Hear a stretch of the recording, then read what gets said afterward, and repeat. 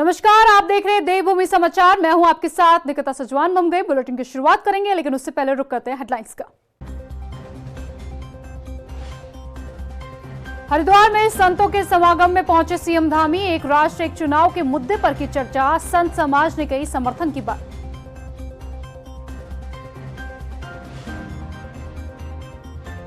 रुद्रपुर के कलेक्टर परिसर में तीसरे दिन भी किसानों का धरना जारी। सरकार पर लगाया वादा खिलाफी का आरोप, मुफ्त बिजली देने और कर्ज माफ करने की है मांग। नैनीताल में मानव वन जीव संघर्ष रोकने के लिए जिला प्रशासन की बड़ी तैयारी। 109 संवेदनशील गांव किए चिन्हित। गांव में लगेगी चैनल फेसिंग और पर्याप्त सोलर लाइट। और देहरादून में लाखों की ठगी करने वाला फर्जी ड्रग इंस्पेक्टर हुआ गिरफ्तार। नौकरी दिलाने के नाम पर नर्सिंग असिस्टेंट से ठगे थे 32 लाख। कई लोग हुए थे धोखाधड़ी का शिकार। तो चलिए बुलेटिन की शुरुआत करते हैं हरिद्वार की खबर के साथ।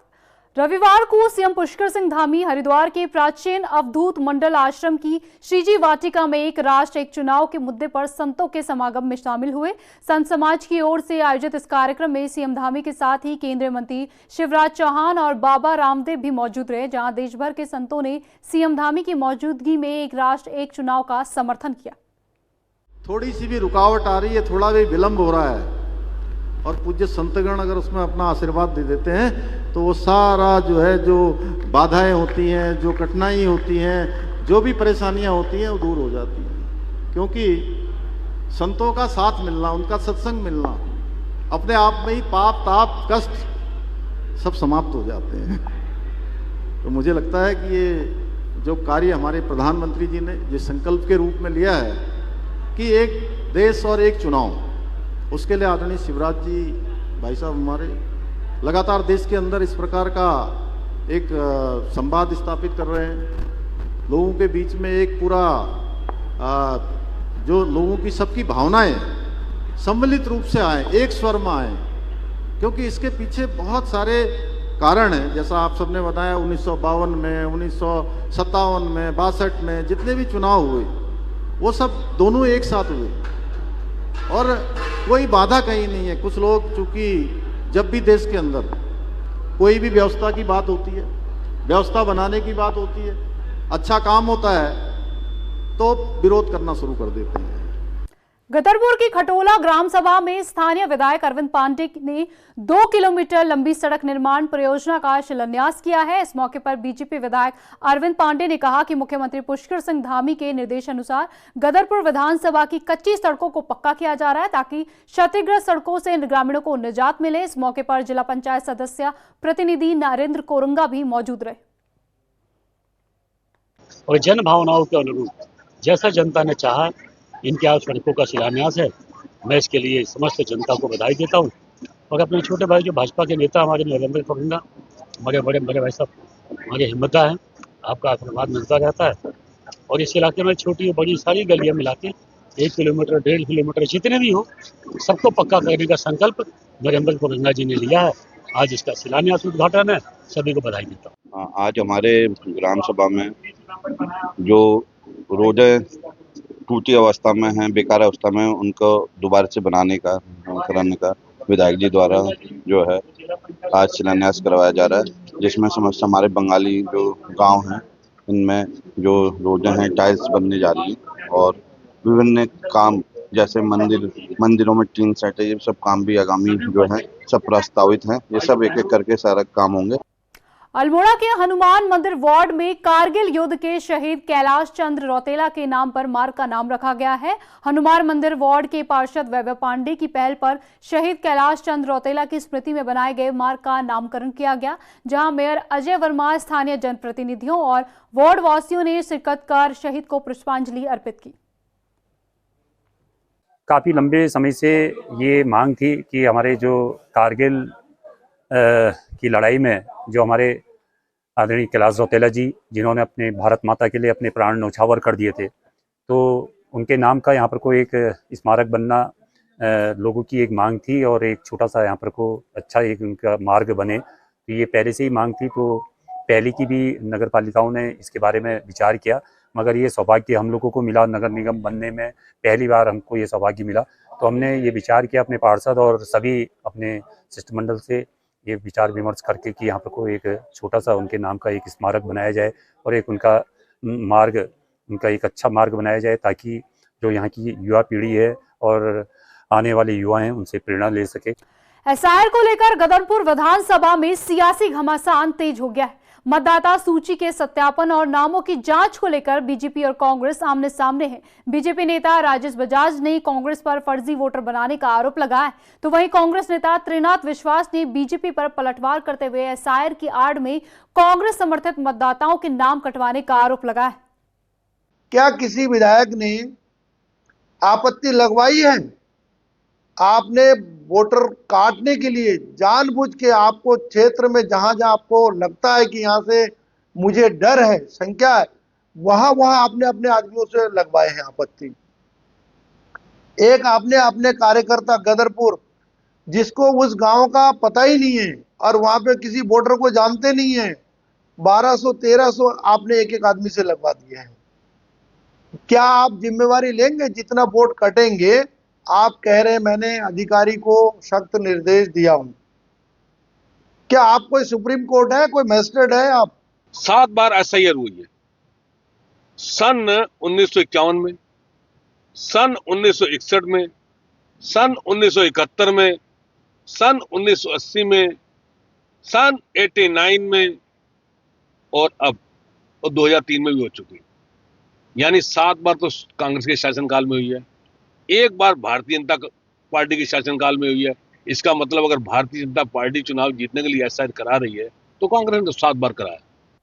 नैनीताल में मानव वन्य जीव संघर्ष को रोकने के लिए जिला प्रशासन ने बड़ी तैयारी की है। जिले में मानव वन्य जीव संघर्ष के लिहाज से करीब 109 संवेदनशील गांवों को चिन्हित किया गया है। नैनीताल जिलाधिकारी ललित मोहन रयाल ने बताया कि इन गांवों में गुणवत्तापूर्ण चैनल फेसिंग और पर्याप्त सोलर लाइट लगाने के निर्देश दिए गए। उन्होंने बताया कि इन कार्यों के लिए जिला खनन योजना के साथ ही खनन न्यास से लगभग 2.5 करोड़ रुपए अतिरिक्त उपलब्ध कराए गए हैं। उत्तराखंड जैसे पहाड़ी राज्य में आज भी कुछ गांव ऐसे हैं जो बिजली की राह देख रहे हैं। यहां बिजली की लाइन पहुंचाना यूपीसीएल के लिए बड़ी चुनौती बना हुआ है। वन विभाग से अनुमति न मिलने के कारण करीब 60 गांवों में बिजली लाइन बिछाने का काम अटका हुआ है और खुद यूपीसीएल के एमडी पीसी ध्यानी का पैतृक गांव तैड़िया भी इन्हीं गांवों में शामिल है। रिपोर्ट देखिए। उत्तराखंड में बिजली की राह देख रहे 60 गाँव, यूपीसीएल के एमडी के गांव में भी नहीं पहुंची बिजली। वन विभाग बना बिजली की लाइन में रोड़ा। प्रदेश में ऐसे करीब 60 गांव हैं जहां अभी तक बिजली की लाइन नहीं पहुंच पाई है। पौड़ी जिले के रीणीखाल विकास खंड का तैड़िया गांव भी उन्हीं में शामिल है। ये वही गांव है जो यूपीसीएल के एमडी पीसी ध्यानी का पैतृक गांव है। लेकिन हैरानी की बात यह है कि इस गांव में आज तक बिजली की नियमित लाइन नहीं पहुंच पाई है। यूपीसीएल के मुताबिक वन विभाग से अनुमति नहीं मिलने के कारण लाइन बिछने का काम अटका हुआ है। हालांकि इन गांव में बिजली की जरूरत पूरी करने के लिए फिलहाल वैकल्पिक व्यवस्था का सहारा लिया जा रहा है और कई स्थानों पर सोलर के जरिए बिजली उपलब्ध कराई जा रही है। अलाउ कर दे, हम हर गांव में बिजली पहुंचाने के लिए सिर्फ संकल्प है और उसमें सबसे लास्ट गांव मेरा है। मैं आपका भी आभार व्यक्त करूंगा, आप लोग फॉरेस्ट से हमने सहयोग कराई है कि वहाँ पर कोई ऐसी व्यवस्था कर दो हमें कि यदि ग्रिड की बिजली दी जा सकती है तो अंडरग्राउंड की तो परमिशन दे देना। अंडरग्राउंड की परमिशन मेरे गांव में बहुत सारे ऐसे गांव, लेकिन वहाँ पर फिर भी ऐसा नहीं किया जा रहा है। वहाँ पर सौर ऊर्जा के माध्यम से, सोलर के माध्यम से बिजली की व्यवस्था है। यूपीसीएल का कहना है कि वन क्षेत्र से जुड़े मामलों में जरूरी अनुमति मिलने के बाद ही स्थायी बिजली लाइन बिछाने का काम आगे बढ़ाया जा सकेगा। यानी पहाड़ के इन गाँव में बिजली पहुँचाने की चुनौती सिर्फ बिजली विभाग तक सीमित नहीं है, बल्कि वन विभाग की अनुमति इसमें एक अहम कड़ी है। वहीं दूसरी ओर देहरादून में बिजली नेटवर्क को मजबूत करने के लिए अंडरग्राउंड केबलिंग का काम जारी है। परियोजना के तहत बिजली की लाइनों को भूमिगत किया जा रहा है, जिससे खुले तारों से जुड़े जोखिम कम करने और बिजली आपूर्ति व्यवस्था को अधिक व्यवस्थित बनाने में मदद मिलेगी। पहाड़ी गांव में वन अनुमति के चलते अटकी बिजली की लाइन हो या शहरों में पुराने बिजली नेटवर्क को भूमिगत करने की कवायद, यूपीसीएल अब बिजली व्यवस्था को ज्यादा सुरक्षित और मजबूत बनाने पर जोर दे रहा है। देहरादून में अंडरग्राउंड केबलिंग और प्रदेश के दूर दराज इलाकों में वैकल्पिक बिजली व्यवस्था के जरिए विभाग का फोकस एक तरफ शहरी नेटवर्क को आधुनिक बनाने पर है, तो दूसरी तरफ उन गाँव तक बिजली पहुँचाने की चुनौती पर भी है जहाँ आज तक स्थायी बिजली लाइन नहीं पहुँच पाई है।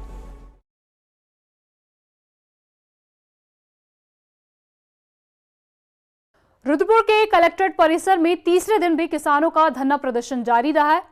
भूमि बचाओ मुहिम के संयोजक और किसान नेता जगतार सिंह बाजवा ने सरकार से किसानों की समस्याओं को गंभीरता से लेने की मांग की है। उनका कहना है कि बिजली के स्मार्ट मीटर, बाजपुर के 20 गांवों की भूमि समेत किसानों से जुड़े सभी मुद्दों पर सरकार को ध्यान देने की जरूरत है। नाराज किसानों ने बताया कि सरकार ने किसानों से ट्यूबवेलों के बिलों को माफ करने का वादा किया था, लेकिन इसके बावजूद सरकार ने अपने वादे को पूरा नहीं किया। बता दें कि प्रदर्शन स्थल पर किसानों के लिए लंगर की भी व्यवस्था की गई है। लेखराज कंबोज है मेरे साथ, गदरपुर से पहुंचे। आप किसान आंदोलन में प्रतिभाग करने के लिए, सेवा के लिए पहुंचे, क्या कहना चाहेंगे? सबसे पहले तो आपका धन्यवाद। आप सारे किसानों की कवरेज के लिए हम लोग मजरा जुम्मे से अपनी पूरी टीम के साथ लंगर लेके ये किसान आंदोलन में पहुंचे और यहाँ पहुंचे हुए समस्त किसानों का हम आभार प्रकट करते हैं। और आपके चैनल के माध्यम से मैं अपने कलेक्टर साहब से एक अनुरोध भी करता हूँ कि किसान 3 दिन से सड़कों पे बैठे हैं, इस धरने में बैठे हैं, किसानों की मांगों को माना जाए और किसानों को सड़कों पे न बैठाया जाए। मेरा हमारे स्टेट के सीएम से भी अनुरोध है कि किसानों को सड़कों पे मत बैठाओ। आपकी सरकार ने किसानों के साथ जो दुर्व्यवहार किया है ये अच्छा नहीं है। आगामी आने वाले चुनाव में ये जनता इसका जवाब देगी। लेकिन हम पूरी अपनी टीम के साथ किसान आंदोलन में पहुंचे हैं, किसानों के साथ बैठे हैं। हम गाजीपुर बॉर्डर में भी अपनी पूरी टीम लेके, अपना भाषण लेके, लेकिन मेरा हमारे कलेक्टर साहब से एक और भी अनुरोध है। हम लोग संगठन में इस धरने में 3 दिन के लिए पहुंचे हैं। हम अपना पूरा भाषण लेके, अगर ये धरना अनिश्चितकालीन के लिए होता है तो हम अनिश्चितकालीन के लिए धरने में बैठे।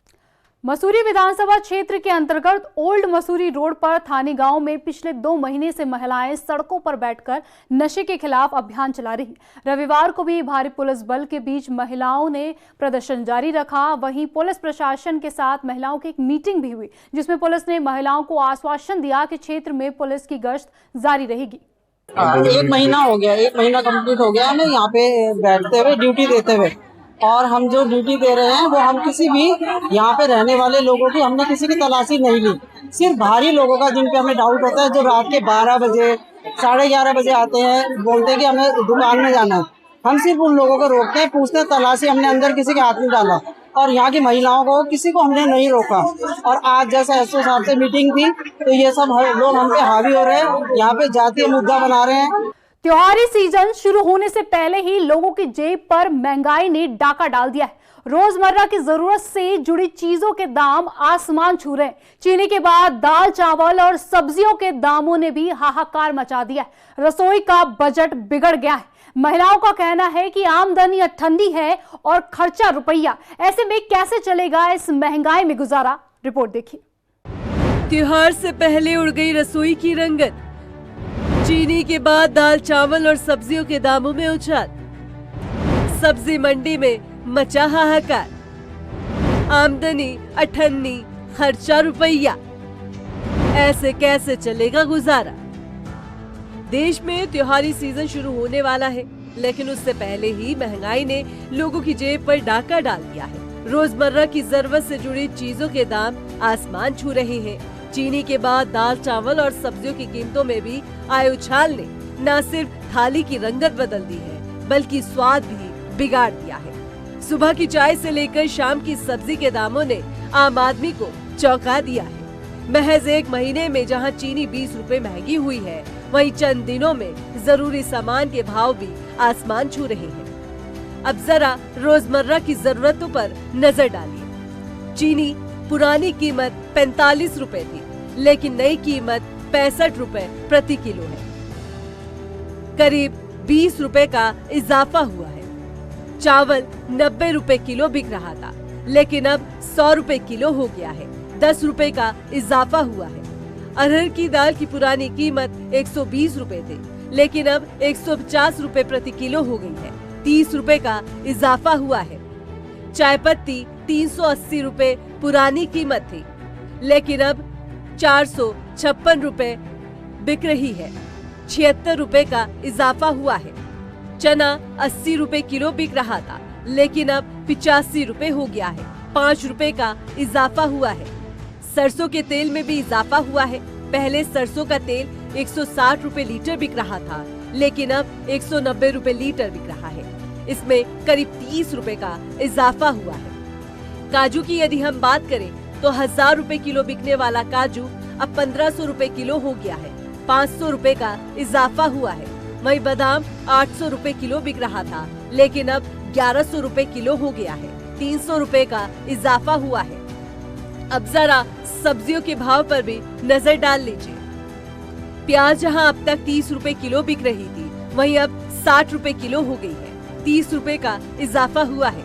भिंडी की कीमतों की यदि हम बात करें तो 30 रुपए प्रति किलो बिकने वाली भिंडी 60 रुपए प्रति किलो बिक रही है। फूल गोभी 60 रुपए प्रति किलो अब तक बिकती आई, लेकिन अब 100 रुपए प्रति किलो बिक रही है। लौकी 40 रुपए प्रति किलो बिक रही थी, लेकिन अब 70 रुपए प्रति किलो बिक रही है। अदरक 240 रुपए प्रति किलो बिक रहा था, लेकिन अब 280 रुपए प्रति किलो बिक रहा है। टमाटर की कीमतों में कोई बढ़ोतरी नहीं हुई है। टमाटर 30 रुपए प्रति किलो बिक रहा है। आसमान छू रहे सब्जियों के दामों पर महिलाओं का कहना है कि आमदनी अठन्नी है और खर्चा रुपया हो गया है, और ऐसे कैसे उनका गुजारा चलने वाला है। बहुत महंगाई हो रही, गरीब लोग कैसे खाएंगे। और इतनी हर चीज़ में, चीनी पे देखो कितनी महंगाई हो गई है, और घर के सामान कैसे गरीब लोग कैसे करेंगे। हर चीज़ महंगाई होगी, वो तो एक साथ बढ़ेंगे सब पर रेट, फिर क्या करें, क्या खाएंगे। चीनी महंगी, शक्कर महंगी, खांड महंगी, फिर क्या गरीब लोग क्या करेगा। उधर दुकानदारों ने बताया कि महंगाई का असर उनके व्यापार पर भी पड़ रहा है। त्योहार नजदीक है, बावजूद इसके बाजार खाली पड़े हुए हैं। त्योहारों की रौनक कही जाने वाली मिठाइयों के दामों में भी जल्द बढ़ोतरी होने वाली है। महंगाई का स्तर इतना है कि अगर आप सही बोलो, त्योहारिक सीजन है, इस त्योहारिक सीजन पे कस्टमर को जो है इतनी महंगाई का सामना करना पड़ रहा है। कुछ चीजें तो अनावश्यक तेज हैं। आप जो पिछले 1.5 महीने के अंदर बादामगिरी में 100 से 150 रुपए किलो की तेजी आई है। वहीं पिस्ते को अगर आप लेंगे, ये लड़ाई का जो असर है, इराक और ईरान और अमेरिका का जो युद्ध चल रहा है, इससे पिस्ते में 400 रुपए किलो बढ़ा है। त्योहारिक सीजन है, ड्राई फ्रूट का सीजन है। जब कस्टमर को चीज़ महंगी मिलेगी तो कहीं ना कहीं और डाइवर्ट होगा। उसने गिफ्ट देना है, वो मिठाई पे जाएगा, क्रॉकरी आइटम देगा, नमकीन बिस्किट देगा, कहीं ना कहीं तो उसने अपना कॉलम पूरा करना है। अगर मान लिया किसी के यहाँ 5 बहनें हैं, उसने सबको सामान देना है, एक साथ देना है। अगर ड्राई फ्रूट 1000 रुपये का उसको बढ़ रहा है तो उसका बजट बिगड़ रहा है, इसलिए बाजार में ग्राहक कम है। मार्केट में चर्चा इस बात की भी चल रही है कि रक्षाबंधन से लेकर दिवाली तक मिठाई और चीनी के दामों में और बढ़ोतरी होना तय है, और यदि ऐसा हुआ तो आम आदमी की परेशानी बढ़ सकती है। रुड़की के नगला इमरती क्षेत्र में पुलिस और बदमाशों के बीच मुठभेड़ हो गई। दरअसल रुड़की पुलिस को अमन हत्याकांड से जुड़े कुछ संदिग्ध आरोपियों की सूचना मिली थी, जिसके बाद पुलिस टीम ने कार्रवाई करते हुए पूरे इलाके की घेराबंदी शुरू कर दी। वहीं आरोपियों ने पुलिस को देखते ही फायरिंग शुरू कर दी, जहां पुलिस की जवाबी कार्रवाई में एक आरोपी पैर में गोली लगने से घायल हो गया, जबकि 2 आरोपी अंधेरे का फायदा उठाकर फरार हो गए। घटनाक्रम हुआ है जो कल एक ब्रूटल मर्डर हुआ था अमन का, उसी के पॉइंट ऑफ व्यू में हमारी टीम ने लगातार गश्त रखी और अभी थाने को एक सूचना मिली कि वो जो कल के अभियुक्त हैं वो अपने घर के आसपास कहीं आए हुए हैं। तो हमारी टीम ने तुरंत मूव किया। तो करीब 1:45-2 बजे के आसपास ढंडेरा और नगला इमरती के बीच में एक बाइक में 3 सवार जा रहे थे। पुलिस ने उनको रुकने को बोला तो रुके नहीं, उनका पीछा किया। तो आगे जाके जब उनकी बाइक गिरती है तो उनमें से एक बंदे ने पुलिस की टीम पे फायर किया। पुलिस ने भी जवाबी फायर किया है, जिसमें उसके पैर में गोली लगी है, जो अभी सौरभ तेजपुरिया के नाम से हॉस्पिटलाइज है, घायल के तौर पर उसको लाए हैं। देहरादून में नौकरी के नाम पर 32 लाख रुपए की धोखाधड़ी करने वाले शातिर आरोपी को नेहरू कॉलोनी पुलिस ने नेपाल बॉर्डर से गिरफ्तार कर लिया है। आरोपी चारू चंद्र जोशी पर स्वास्थ्य विभाग में नौकरी लगवाने का झांसा देकर एक नर्सिंग असिस्टेंट से लाखों रुपए ठगने का आरोप है। पुलिस के मुताबिक आरोपी खुद को स्वास्थ्य विभाग का ड्रग इंस्पेक्टर बताता था। आरोपी के खिलाफ धोखाधड़ी और अन्य गंभीर मामलों में आधा दर्जन से ज्यादा मुकदमे दर्ज है। 318 सब क्लॉज 4 में मुकदमा पंजीकृत किया गया था। इसमें अभियुक्त चारू जोशी जो है उसको पिथौरागढ़ जनपद से गिरफ्तार किया गया। ये नेपाल भागने की फिराक में था। ये व्यक्ति जो है पूर्व में भी कई बार इसी तरीके से जो हमारे गलेबल विक्टिम्स होते हैं, जो मासूम विक्टिम्स होते हैं, उनको झांसा देकर, नौकरी लगवाने के नाम पर झांसा देकर इस तरह से उनसे पैसे ऐंठता है। इसके पूर्व में 7 FIRs हैं, जिसमें मुखानी थाने की FIR है, डिस्ट्रिक्ट नैनीताल की, हल्द्वानी की है, ऋषिकेश की है और कोतवाली काशीपुर की FIR है। इसमें पूर्व में 376 का भी कंटेंट कुछ FIRs में रहा है कि कुछ महिलाओं से इसने शारीरिक संबंध भी बनाए इस तरीके से। इसकी पूर्व में भी जो CDR का एनालिसिस है, इसके जो लिंकेजेस हैं या इसके स्टेटमेंट्स हैं, उसमें कहीं पे भी किसी भी आयोग से, किसी भी अधिकारी से और किसी भी एग्जामिनेशन से इसका कनेक्शन नहीं इस्टेब्लिश हो पाया है। और इस बुलेटिन में फिलहाल इतना ही, लेकिन जाते जाते एक बार फिर रुक करेंगे हेडलाइंस का। हरिद्वार में संतों के समागम में पहुंचे सीएम धामी। एक राष्ट्र एक चुनाव के मुद्दे पर की चर्चा, संत समाज ने कही समर्थन की बात।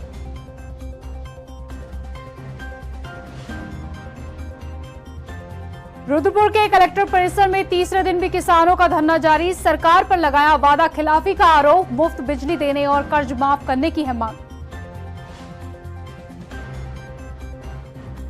नैनीताल में मानव वन जीव संघर्ष रोकने के लिए जिला प्रशासन की बड़ी तैयारी। 109 संवेदनशील गांव किए चिन्हित। गांव में लगेगी चैनल फेसिंग और पर्याप्त सोलर लाइट। और देहरादून में लाखों की ठगी करने वाला फर्जी ड्रग इंस्पेक्टर हुआ गिरफ्तार। नौकरी दिलाने के नाम पर नर्सिंग असिस्टेंट से ठगे थे 32 लाख। कई लोग हुए थे धोखाधड़ी का शिकार।